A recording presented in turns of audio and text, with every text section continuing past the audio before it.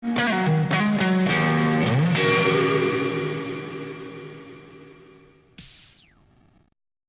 were a couple of questions that came in on the Twitter feed.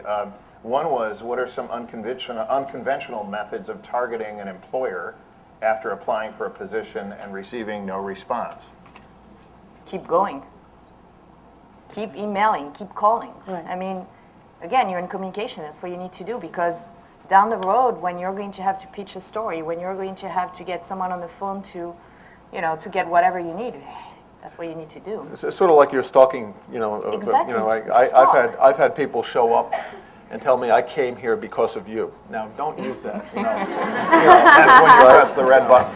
I came here because of you, and people come up, and we all have a little bit of egos. Oh, really? It was me? Oh, yeah. Your background's great. I mean, that stuff works all the time. It's amazing, But it's going and really making and pursuing and finding out the backgrounds and the interests, not only of the company, but of the people and the leadership, in the company. And I mean, also, and we talked about that in the past, I mean, show passion. I mean, you need to be passionate about what you do and why you're interested in that position or the company, or just, as learning a skill, you have to be passionate.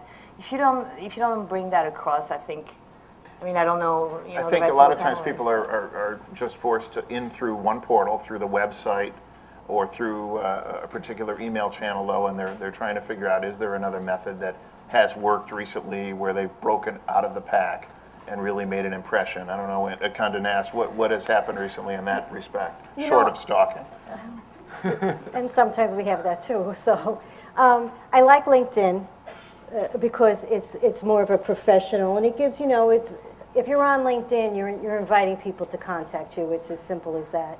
But when people contact you again, they can't just say, I want a job there. I love your magazines. I love your website. Thank you. And why should I love you? And I'm there and I want you. I'm hiring. Tell me why. Give me something. And then if you don't hear from me, come back to me. I can't tell you, I receive hundreds of emails a day, and it's a stream of information, and I try very hard to be organized and remember, but I'm human. And when somebody comes back and says, I sent you a note, and since then I had an internship, or I had this experience at work, can you consider me? I saw this position being advertised. Wow, they really stand out in that moment because they humanize themselves. They're no longer just an email. And I know you need to send out so many emails, but it's your career, and finding a job is a job. And if you look at it that way, that every email and every phone call and whatever you do, every contact is for you. It's your investment in you. And I can't think of a better way to start your career, and it will come back to you tenfold. So come back to us. Let us know how you're growing, and you may not be right today. You might be right in 6 months. Another question. Did you have a comment on that, Jocelyn? I was just going to say, if you hear something about us, I mean, since you all are in this business in some form or fashion, whether it's as an avocation or as a profession, as you hear about us in the trades, there are all sorts of lists that networks and executives are on and nominated for, and awards that we apply for and receive for each of the firms that we represent. And if you see that, then just send your contact a note and just say, I see that you won, XYZ award, or I see that a number of executives were recognized for this, or I noticed that you sponsored a particular event, because it shows us that you're paying attention, and it's just a means by which to communicate with the interviewer or your contact that isn't solely or purely like, give me a job. That's great. Just remind them that you're out there. Another question that's popped up, it's actually been retweeted, so I'm obligated to ask it now, is identifying some of the specific skills that hiring managers or recruiters are looking for from the potential employees. So I'd love just to hear kind of what makes the media professional of 2012 and beyond. Well, assuming, of course, that the person has the technical skills or the experience, what's going to set one person apart from somebody else is their ability to connect the dots between their experiences and how it could benefit the company, because you want to form that relationship right away. So when I'm interviewing somebody, I want them to share with me, so I support technology, as I said, so many times I'm interviewing engineers.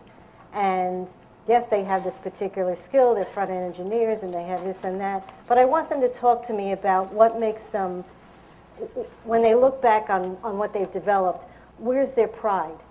What made them, when they look back, what's their legacy? Which website, what functionality did they create that they're like, I'm really glad, I want my friends to see that website, because that was me.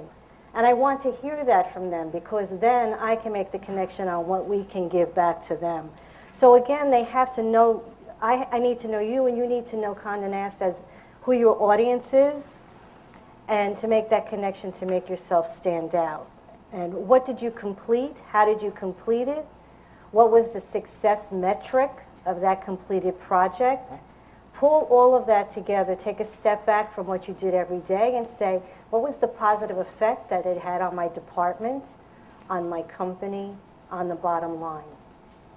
Pull it back and then express it. And it takes a little bit of practice to develop those metrics, because we're not accustomed to speaking well about ourselves. But as I tell every candidate, this is the only time in your life you could brag. So do so, and be ready when you go into that interview to speak about your accomplishments. What about you, Jocelyn and Flavie? Any baseline skills that a communications pro nowadays just can't be without? You go first. Multimedia. Multimedia. I mean, you have to know all the platforms that are out there. Just don't look at, if you, and I'm sure you can talk about that as well. It's not only a magazine anymore. It's, the mobile, that's the iPad, that's, all the apps are coming with it. You cannot just be looking at one part of a publication, or, same thing for TV. It's just like there are so many things. You have to be versatile. So a utility player, not a single discipline. Yeah, Exactly. I think it's impossible Good. to be that way anymore. Jocelyn? Well, I'll say, we're on all platforms, but at the end of the day, we make television, and we're still really, really proud of that. 6,600 hours a year, or some number like that. And so for us, we still want people who make great TV, in addition to people who can work on other platforms. But I think in this era of new media, the basics have become so much more important, because I think people don't pay attention as much to the basics.